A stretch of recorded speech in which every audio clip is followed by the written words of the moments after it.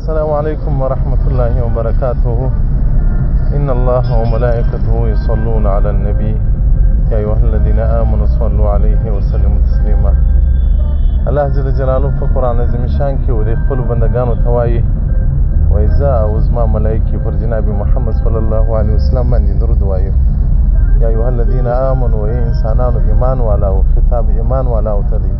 صلوا علیه وسلموا تسلیما. تاسې پر ده باندې درود ووایاست او پر ده باندې سلامونه ووایاست. افضل د ایامو جمعة المبارکه ده، د جمعې مبارک شپه ده. نو د هغې په مناسبت باندې باید موږ د درود څه فضایل بیان کړو او د درود تشویق او ترغیب خلکو ته ورکړو. ترمذي جلد اول صفحه 495 باب نمبر 21 حدیث رقم 484 د عبدالله بن مسعود رضی الله مبارک څخه روایت دی ان رسول الله صلی الله علیه و آله و صحبه وسلم قال چې جناب محمد صلی الله علیه وسلم مبارک هغه ویلی دی چې اولن الناس بي يوم القيامة اکثرهم علی صلاة. ورځ قیامت چې هغه قریب انسان څوک ماته وي او هغه شفاعت یې زه کوم او هغه په مجاوراتو په همسایهګلوي کې راژوندي وي. رسول الله صلی الله علیه وسلم له هغه څوک به وي چې ډېر درود پر ما باندې وایي. نو که سړی ډېر درود پر رسول الله صلی الله علیه وسلم مبارک باندې وایي او ډېر درود پر ده باندې وایي، په ورځ قیامت به اولین ملګری د هغه جوړېږي او د هغه د جنت همسایه به جوړېږي او په شفاعت کې به هم اول نمبر ده ته ورکول کېږي. دغه رنګه دا حدیث امام بخاري په تاریخ کبیر جلد 5 صفحه 559 کې ذکر کړی. نو محترمینو، د جناب محمد صلی الله علیه وسلم مبارک مجاورت او همسایه‌ګلوي دا د انسان د طاعات او د عبادات څخه ډېره لوړه خبره ده.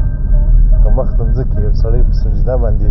مشغوله وګرځي، یعنې مخ د مځکې ټول په سجده باندې دی هغه مشغوله کړي، یعنې ټوله مځکه په سجده باندې مسح کړي، لا هم د رسول الله صلی الله علیه وسلم مبارک مجاورت او همسایه‌ګلوي ته ځان ورسول اسانه کار نه دی. خو الله جل جلاله رسول موږ ته یو اسانه فرموده، یو اسانه طریقه فرمایلې ده چې هغه ډېر درود پر ده باندې ویل دي. ځکه په درود سره محبت هم د رسول الله صلی الله علیه وسلم اضافه کېږي، شفاعت هم د رسول الله صلی الله علیه وسلم راکول کېږي، مجاورت او همسایه‌ګلوي هم د رسول الله صلی الله علیه وسلم مبارک راکول کېږي. دغه دومره غټ امتیازات چې موږ ته راکول کېږي دا صرف او صرف د درود په وجه باندې دي چې درود ډېر ویل پر رسول الله صلی الله علیه وسلم مبارک باندې. او دغه رنګه د یعلی بن مراء الثقفي رضی الله عنه څخه روایت دی وایي بینما نحن موږ د رسول الله صلی الله علیه وسلم مبارک سره وو نصیر مع رسول الله صلی الله علیه وسلم سره متکه وه، د رسول الله صلی الله علیه وسلم سره په یو سفر باندې ملګري وو. نو د رسول الله صلی الله علیه وسلم مبارک د شپې به دېس نو موږ بعض صحابه کرامو پیره کوله د رسول الله صلی الله علیه وسلم او د ملګرو د حفاظت په خاطر باندې. رسول الله صلی الله علیه وسلم مبارک بدوس فنام نبی صلی الله علیه و آله و صحبه وسلم جناب محمد صلی الله علیه وسلم مبارک پرېوت. دغه صحابي وایي فجاءت شجرة درخت راله تشق الارض، مځکه یې چیرله، مځکه یې پرې کوله، درخت را روانه وه د جناب محمد صلی الله علیه وسلم مبارک په پښو مبارکو ته درخته ودرېدله، ولاړه موږ ډېر تعجب پیدا کړي، ډېر په تعجب کې سولو. صحابه کرام ډېر په تعجب کې پاتې شول چې دا درخته وګوره او بیا راتګ په مځکه کې او بیا دلته د رسول الله صلی الله علیه وسلم مبارک پښو ته ودرېدله، انتظار و ډېر وروسته و دا درخت بیرته حرکت وکړي، ولاړه په شا باندې و خپل مقر و خپل ځای ته ولاړه. صحابه کرام وایي موږ ډېر په تعجب کې پاتې شولو چې له درخت څخه موږ داسې حالات تر اوسه نه وو لیدلي چې یو درخت دې حرکت وکړي او هغه دې نه ونړېږي او درخت دې حرکت وکړي هغه دې چپانه کړول شي او یو درخت دې حرکت وکړي بیرته دې شا او مخ ته ولاړه شي. دا خو د هغه چا سره د اعمال او د افعال صادریږي چې هغه کې یو حیات لکه د انسان او لکه د حیوان حیات ژوند ورسره وي. درخت خو نو قایم مقامه ده په خپل ځای باندې. موږ ډېر تعجب وکړو چې دا څنګه درخت ته راغله او بیرته ولاړه. نو وایي سهار مو جناب محمد صلی الله علیه وسلم مبارک ته دا موضوع وڅېړله چې یا رسول الله ماښام خو داسې درخت ته تا ته راغله او بیرته ستا څخه بیرته ولاړه، دا څنګه پېښ وشو؟ رسول الله صلی الله علیه وسلم هي شجرة دا یو درخت و د الله جل جلاله څخه اجازه وغوښتله چې جناب محمد صلی الله علیه وسلم زما په لمن کې پروت دی، ما ته جندې پروت دی، ما ته قریب پروت دی، ما ته یا رب اجازه راکړه زه به پر ده باندې سلام ووایم،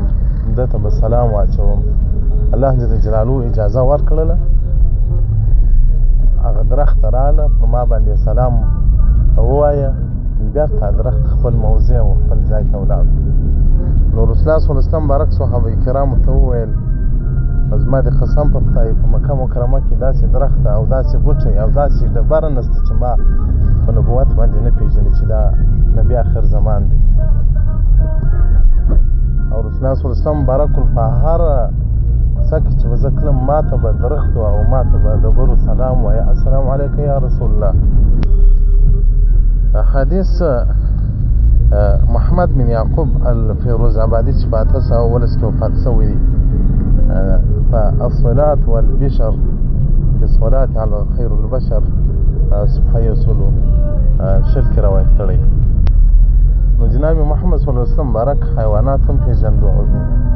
جمادات و درخت هم پېژندو، الا ثقلین یو انسان او پیری د رسول الله صلی الله علیه وسلم بارک په نبوت د رسول الله صلی الله علیه وسلم په معرفت کې هغه سستی کوي، بعض انکار ځین کوي او چې هغه مسلمانان دي اوس هغه هغه ډول نه پېژني لکه څنګه چې د رسول الله صلی الله علیه وسلم شان دي، هغه ډول یې متابعت نه کوي لکه څنګه د رسول الله صلی الله علیه وسلم د شان سره مناسب دي. رسول الله صلی الله علیه وسلم بارک وخت په سفر باندې تللی و، یو درخت لاندې پروت و، یو مار رالی د رسول الله صلی الله علیه وسلم بارک و بوټو ته ورننوتی. د مار قصد اراده دا نه وه چې رسول الله صلی الله علیه وسلم بارک وخوري، ځکه د انبیاو جسد الله پر حشراتو پر حیواناتو باندې حرام ګرځولی دي، حتی پر مځکه یې حرام ګرځولی دي. د هیڅ نبي صورت په خبر کې نه خرابېږي، د هیڅ نبي صورت په خبر کې نه خرابېږي، هیڅ نبي ته مځکه تکلیف نه ورکوي. نو رسول الله صلی الله علیه وسلم بارک چې راپورته سو دا بوټ په پښه کېږي، بوټونه په پښه کېږي. د مار دا فکر و چې په بوټ کې به رسول الله صلی الله علیه وسلم بارک پښه ستاسو وموښتېږي، د رسول الله صلی الله علیه وسلم وجود به له تا وموښتېږي، یو تبرک یې حاصله و. په مارانو کې هم دومره حس و، په مارانو کې هم دومره شعور و. خو لیکن وایي په درخته کې یو مرغه ناست و، مرغه چې رسول الله صلی الله علیه وسلم بوټ په پښه کېږي، مرغه بوټ پورته کوي د رسول الله صلی الله علیه وسلم بارک له مخ څخه، بوټ یې پورته کوي، ټک یې مار ځینې وغورځېدی، هغه مرغه بیرته بوټ راوړی د رسول الله صلی الله علیه وسلم بارک مخ ته یې کښېښوی. نو ځکه رسول الله صلی الله علیه وسلم بارک وایي تاسې چې بوټونه په پښه کوئ وار یې ګورئ وار یې دا بله خوا رااړوئ که یو حیوان یو مؤذي او ضررناک حیوان کې پکښې و نو به مو نه خوري. نو دلته د مرغه د رسول الله صلی الله علیه وسلم سره مینه او د مرغه څومره معرفت د رسول الله صلی الله علیه وسلم بارک حاصل کړی و چې د رسول الله صلی الله علیه وسلم بوټ اخې څنډې یې مار ځینې غورځي او بېرته د رسول الله صلی الله علیه وسلم مخ ته برابروي، او د مار سره څومره مینه وه چې د رسول الله صلی الله علیه وسلم بارک بوټ ته ننوتی. د هغه مطلب هم دا و چې د رسول الله صلی الله علیه وسلم له بدن سره دی مسح شي.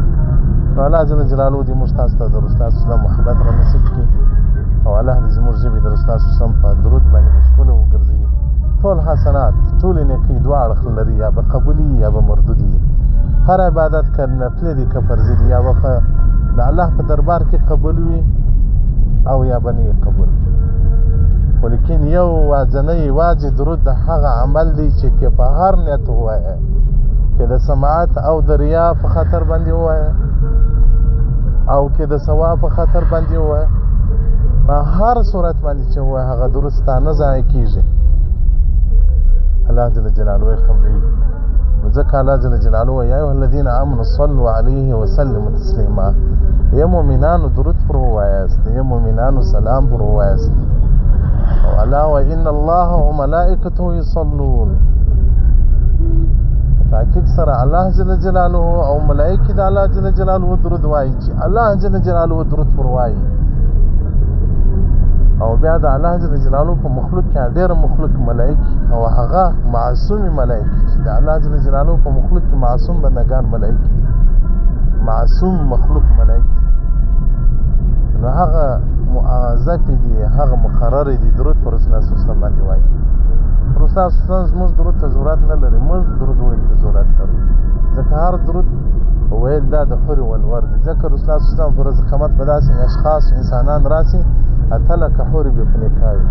هغه څوک چې په دنیا کې درودونه ډېر ویلي دي او رسول الله صلی الله علیه وسلم مبارک وایي درود د حور والور دي الله جل جلاله دې زموږ ټول مقاصد په درود باندې راحل کړي الله دې زموږ محبت ته رسول الله صلی الله علیه وسلم مبارک سره ډېر الله دې زموږ زړه کې د ده مینه واچي الله دې زموږ زړه ته د بل چا مینه نه وراشي الله دې تر اهل تر اولاد تر اقربانو تر اولادو تر مور تر پلار تر هر څه دی مراقب کړي او هم دې الله جل جلاله د ده مینه را زیاته کړي والسلام علیکم ورحمة الله وبرکاته